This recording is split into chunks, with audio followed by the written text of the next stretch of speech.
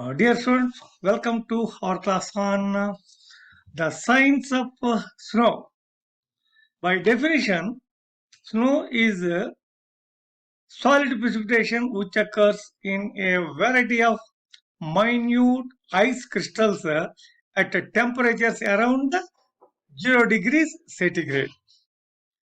Snow forms when temperatures are low and there is moisture in the atmosphere, then tiny ice crystals form. Snow also forms when tiny ice crystals in the clouds stick together to become snowflakes and they fall down. If enough crystals stick together, they will become heavy enough to fall to the ground. Now, as I said earlier, snowflakes that descend through moisture slightly warmer than 0 degrees centigrade, maybe around 1 or 1.5 or 2 degrees centigrade, will melt around the edges and stick together and they become heavy enough to fall to the ground. So, snowflakes that fall to the cold, dry air produce powdery snow that does not stick together. That means when the atmospheric temperatures are slightly higher, the crystals melt at the edges and innumerable number of crystals stick together and relatively bigger snowflakes form. Now what you are seeing are the snowflakes that are falling. Now actually before we go to the science of exactly the physics of snow form, so how the snow forms, that's very interesting. Here when temperatures dip below freezing with minimal moisture in the air, snow crystals begin to form in the atmosphere and grow into snowflakes. Then, if temperatures are warm enough on the ground, say around 2 or 3 degrees centigrade, snow will land and begin to accumulate. But if it is any further warmer, maybe around 3, 4, 5 degrees centigrade of the soil temperature, it will simply melt. Now, there is one term called as a lake effect. We before we actually go to the physics of snow, snow forms in the lakes. That's what we call it as the lake effect. What exactly is lake effect? Large lakes, okay, bring large amount of snow to an area which is known as a lake effect in general terms, as well as in the scientific terms. Now, you are seeing so much of snow falling. It's not intense snow, it's not heavy snow, it is relatively okay, moderate snow. What you are seeing is relatively moderate snow. Now,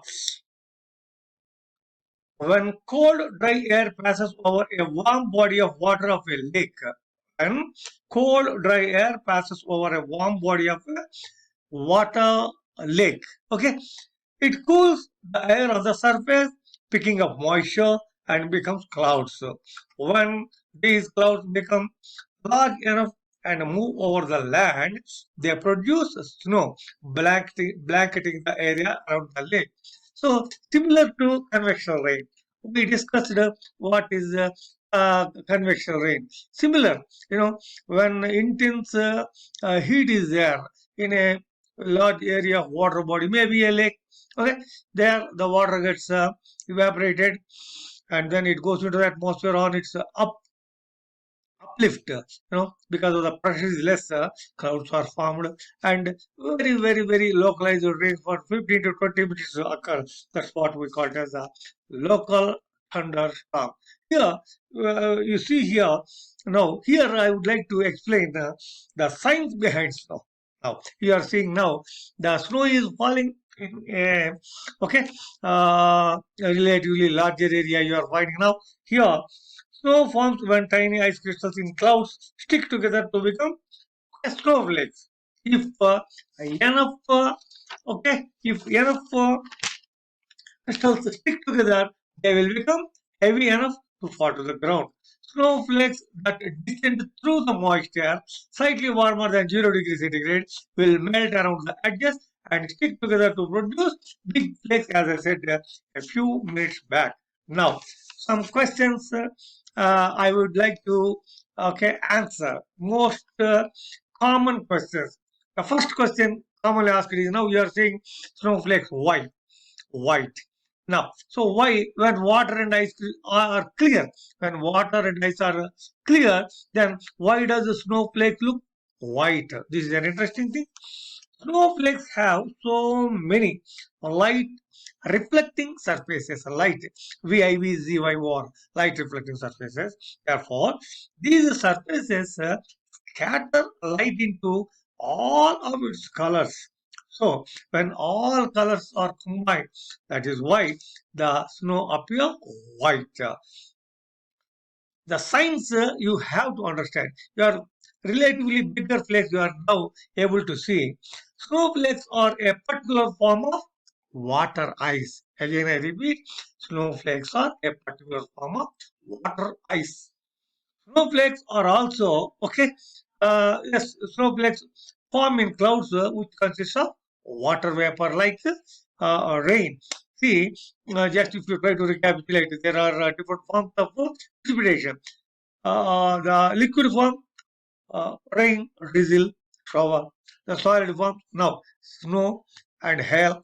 And the mixed forms, sleet and glaze. Okay, these are the things. Why I am telling you is snowflakes are a particular form of water ice only, and snowflakes form in clouds which consist of just water vapor like that of rain. No, when the temperature is 0 degrees centigrade or colder. Here is the important condition. Temperature is 0 degrees centigrade or colder. Water changes from its liquid form to ice. It changes from liquid form to ice. So, temperature, air current, humidity, etc. influence the shape and size. So, this is the first question I would like to answer. Most commonly asked, why the snow look white when water and ice are clear? Now, the second question, the science plus what we are discussing, how many calories of energy does it take to change vapor in the cloud into liquid and return to the environment? Usually, this is the most common question.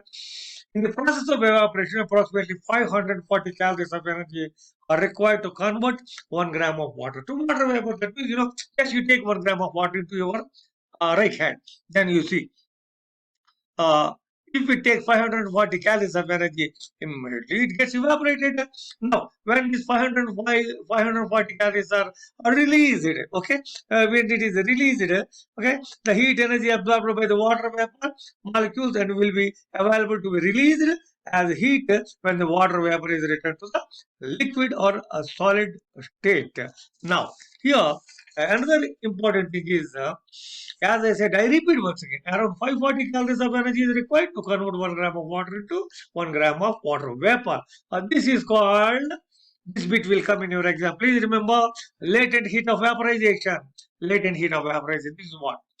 Now, when 1 gram of water vapor gas condenses to liquid, okay, condenses to liquid, otherwise liquid water, about 540 calories of heat is liberated. Why? Again, I would like to explain to you.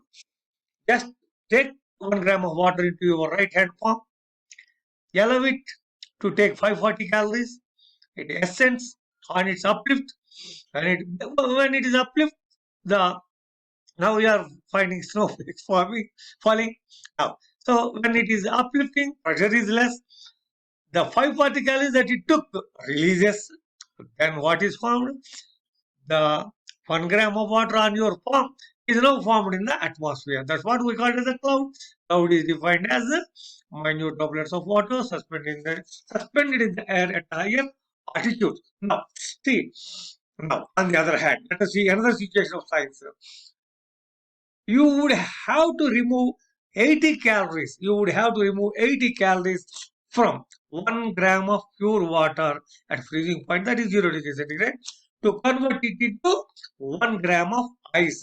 1 gram of water, you want it to convert it to ice, you have to remove. You have to remove and remove. Just how much? Simply 80 calories. This is called latent heat of fusion. Now, you are seeing here on the road, on the road you are seeing, when I was traveling, the snow that has accumulated on the road. Snow that has accumulated. Now, evaporation 540 calories per gram, latent heat of fusion or melting 80 calories per gram. This is a fundamental aspect. Interestingly, latent heat, freezing and boiling points are controlled by the way water molecules interact with each other. Now, I repeat this statement. Latent heat, freezing and boiling points are controlled by the way water molecules interact with each other. Here on the roadside, you are finding piles and piles of accumulated snow. Okay, here now you are able to see on this road from the right side, slowly the ice ice flakes are entering on the road. Now you see the ice flakes are entering. This is what I told 4 or 5 minutes back.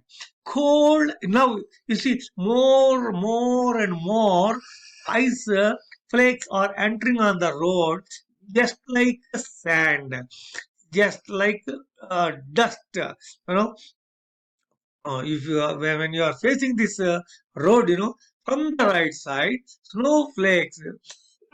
The reason is cold, dry air. That's what I told 4 or 5 minutes back. Cold, dry air is there. Snowflakes will not, okay, stick together, and dry ice like this, ice is formed.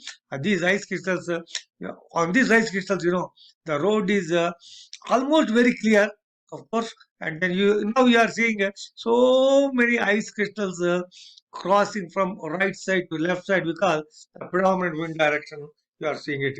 Of course,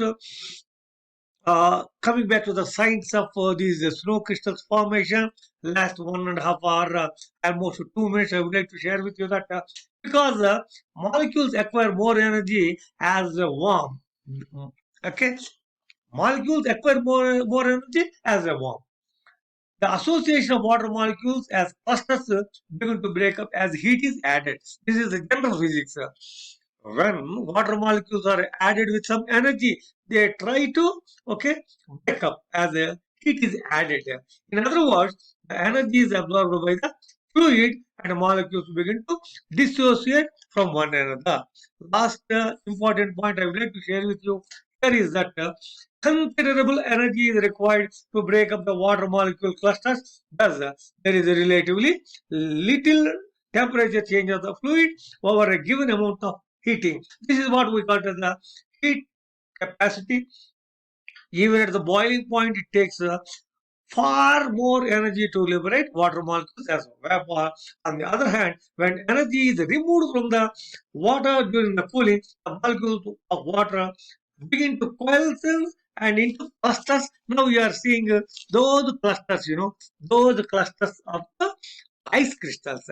They are just crossing, and this is why this is happening is that cold and dry atmosphere is at present cold and dry.